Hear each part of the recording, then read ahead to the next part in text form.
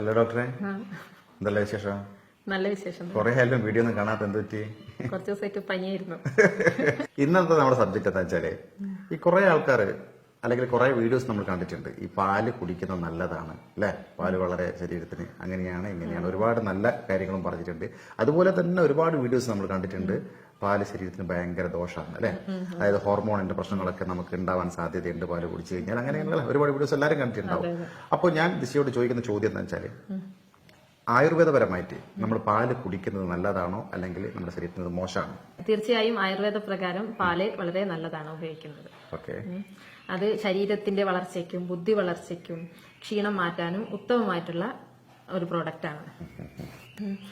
പാല് ഉപയോഗിക്കേണ്ട ചില കാറ്റഗറീസ് ആയുർവേദത്തിൽ പറഞ്ഞിരിക്കുന്നത്. ഒന്നെന്ന് വെച്ചാൽ ഒരുപാട് അസുഖങ്ങൾ കൊണ്ട് കാലങ്ങളായിട്ട് ക്ഷീണിതരായിട്ടുള്ള ആൾക്കാർ, അവര് അസുഖം കാരണം അവരുടെ ശരീരം അത്രക്കും ക്ഷീണിച്ചിട്ടുള്ള ആൾക്കാർക്ക് പാൽ ഉപയോഗിക്കാം. പിന്നൊന്ന് തീവ്രതയേറിയ മരുന്നുകൾ ഉപയോഗിക്കുന്നവർക്ക് പാല് നല്ലതാണ്.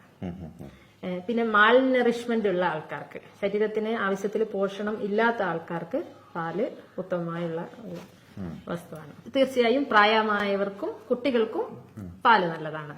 പിന്നെ ഗർഭിണികൾ, പിന്നെ മുലയൂട്ടുന്ന അമ്മമാർ, ഇവർക്കൊക്കെ പാൽ ഉപയോഗിക്കാം.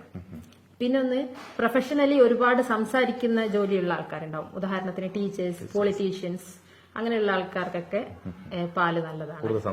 സംസാരിക്കുമ്പോൾ നമ്മുടെ ശരീരം ക്ഷീണിക്കുമല്ലോ, അപ്പൊ അവർക്ക് പാല് നല്ലതാണ്. പിന്നെ കഠിനാധ്വാനം ചെയ്യുന്ന ജോലി ചെയ്യുന്നവർ, ഇപ്പൊ വെയിലത്ത് ജോലി ചെയ്യുക, ഭാരം ഉയർത്തുന്ന തരം ജോലികളൊക്കെ ചെയ്യുക, ഫാക്ടറി വർക്ക്, അങ്ങനെയുള്ളവർക്കൊക്കെ പാല് നല്ലതാണ്. ഇപ്പൊ സാധാരണ ഓഫീസ് ഡ്യൂട്ടി ഒരുപാട് ആൾക്കാർ രാവിലെ ബ്രേക്ക്ഫാസ്റ്റ് ഒക്കെ കഴിഞ്ഞതിന് ശേഷം പോകുന്നതിന് മുമ്പേ ഒരു ഗ്ലാസ് കുടിക്കുന്ന കാണാറുണ്ട്. അല്ലെങ്കിൽ രാത്രി ഡിന്നറൊക്കെ കഴിഞ്ഞിട്ട് രാത്രി ഉറങ്ങുന്നതിന് തൊട്ട് മുമ്പേ ഒരു ഗ്ലാസ് പാല് കുടിക്കുന്ന ശീലം ഒരുപാട് ആൾക്കാർ കാണാറുണ്ട്. അത് നല്ലതാണോ? പാലിന്റെ കൂടെ കഴിക്കാൻ പാടില്ലാത്ത ചില വസ്തുക്കളുണ്ട്. അപ്പൊ നമ്മളിപ്പോ ബ്രേക്ക്ഫാസ്റ്റ് കഴിച്ച് ഉടനെ പാല് കഴിച്ചിട്ട് പോകുമ്പോൾ അത് പല വസ്തുക്കളും പാലുമായിട്ട് ചേരാത്തതായിരിക്കും. അപ്പൊ പല ദഹന പ്രശ്നങ്ങളും ഭാവിയിലെ പല അസുഖങ്ങൾ വരാനൊക്കെ സാധ്യതയുണ്ട്. അപ്പോൾ ആയുർവേദ പ്രകാരം പറയുന്നത് ഏറ്റവും നല്ലത് പാല് രാത്രി കഴിക്കുന്നതാണ് നല്ലത്. അത് എങ്ങനെയെന്ന് വെച്ചാല് വൈകുന്നേരം നേരത്തെ ഒരു 7-8 മണി സമയത്ത് ഡിന്നർ കഴിച്ച് രാത്രി ഉറങ്ങാൻ നേരം ഒരു 10 മണിക്കൊക്കെ ഉറങ്ങാൻ നേരം ഒരു ഗ്ലാസ് നല്ല തിളപ്പിച്ച പാല് കുടിച്ചാൽ നല്ലതാണ്. കാരണം ആ സമയത്ത് വേറെ ഭക്ഷണമായിട്ടുള്ള ആ ഒരു കോമ്പിനേഷൻ മിക്സ് ആവില്ലല്ലോ. അപ്പൊ അതുകൊണ്ട് പാല് അങ്ങനെ കുടിക്കാം. അപ്പൊ രാത്രി ഉറക്കം കിട്ടാനും ഒക്കെ നല്ലതാണ്. Okay, note the point. നമ്മൾ രാത്രി ഒരു 7-8 മണിക്ക് അങ്ങനെ ഡിന്നർ കഴിച്ചിട്ട് ഉറങ്ങുന്ന 9-10 മണിക്കാണെങ്കിൽ ആ സമയത്തേക്ക് ഒരു ഗ്ലാസ് പാല് കുടിച്ചു കഴിഞ്ഞാൽ നല്ല ഉറക്കം കിട്ടും അല്ലെ? ഓക്കെ. അപ്പൊ ഈ പാല് കുടിക്കാൻ പാടില്ലാത്ത ഒരു സിറ്റുവേഷൻസ് ഉണ്ടാവില്ല, അല്ലെങ്കിൽ ചില ആൾക്കാരുണ്ടാവുമല്ലോ അല്ലെ?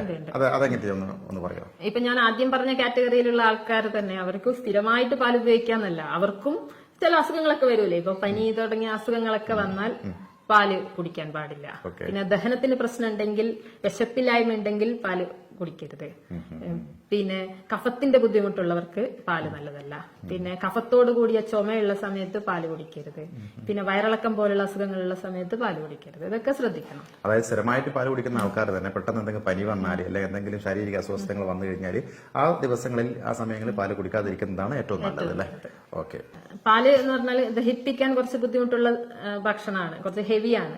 ദഹന പ്രശ്നമൊക്കെ ഉള്ള സമയത്ത് പാല് കുടിച്ചാൽ അത് നമുക്ക് ദഹനത്തിനെ ബാധിക്കും.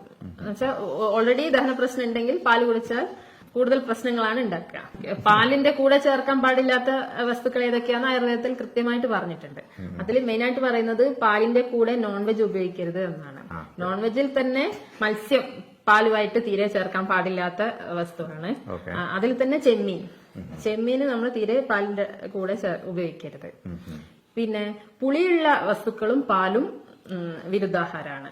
അത് രണ്ടും ഒരുമിച്ച് ഉപയോഗിക്കരുത്.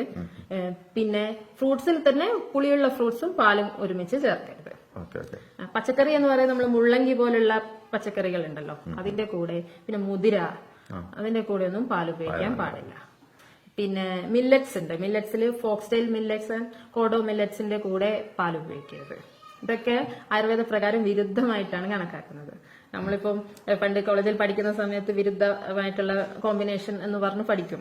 അപ്പോൾ നമ്മൾ വിചാരിക്കാവോ ഇത് എക്സാമിന് എഴുതാൻ വേണ്ടി മാത്രമാണ്, ഇതിലൊന്നും വലിയ കാര്യമില്ല എന്നാണ് നമ്മൾ പോലും, ആയുർവേദം പഠിക്കുന്ന കുട്ടികൾ പോലും അങ്ങനെ. ഇപ്പൊ ഞാൻ അങ്ങനെയാണ് വിചാരിച്ചുകൊണ്ടായിരുന്നത്.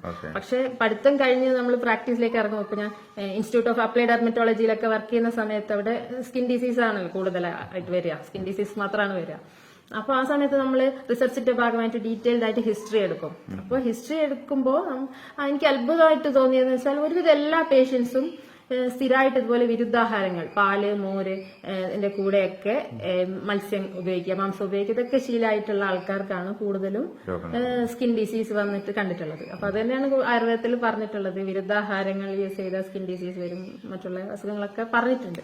അപ്പൊ ഇതൊക്കെ സത്യമാണെന്ന് നമ്മൾ പ്രാക്ടീസ് ചെയ്യുമ്പോഴാണ് മനസ്സിലാവുന്നത്. പിന്നെ എന്റെ വക ഒരു ടിപ്സ് എന്താ വെച്ചാൽ അടിച്ച് വെള്ളമടിച്ചിട്ട് കോണായി ചില ആൾക്കാർ വീട്ടിലേക്ക് വന്നിട്ട് പാല് കുടിക്കുന്ന ആൾക്കാരുണ്ട്. അപ്പൊ വെള്ളമടിച്ചിട്ട്, അതായത് മദ്യപിച്ചിരിക്കുന്ന ആ സമയത്ത് ആരും പാല് കുടിക്കാതിരിക്കുന്നതാണ് നല്ലത്. അത് കറക്റ്റ് അല്ലേ? പിരിഞ്ഞു പോകും അല്ലേ? അത് കേട്ടിട്ടുണ്ട്. ഓക്കെ, അപ്പൊ എന്തായാലും പാലിനെ കുറിച്ചിട്ടുള്ള അത്യാവശ്യം കാര്യങ്ങൾ നിങ്ങൾക്ക് മനസ്സിലായിട്ടുണ്ടെന്ന് വിചാരിക്കുന്നു. എന്തെങ്കിലും ഡൗട്ട്സുകൾ ഉണ്ടെങ്കിൽ കമന്റ് ബോക്സിൽ ചോദിക്കാവുന്നതാണ്. അതിനുള്ള ഉത്തരം ദേശ ഡോക്ടർ തരുന്നതായിരിക്കും. അപ്പൊ നമുക്ക് അടുത്ത ഒരു ടോപ്പിക്കുമായി വീണ്ടും കാണാം. ബൈ.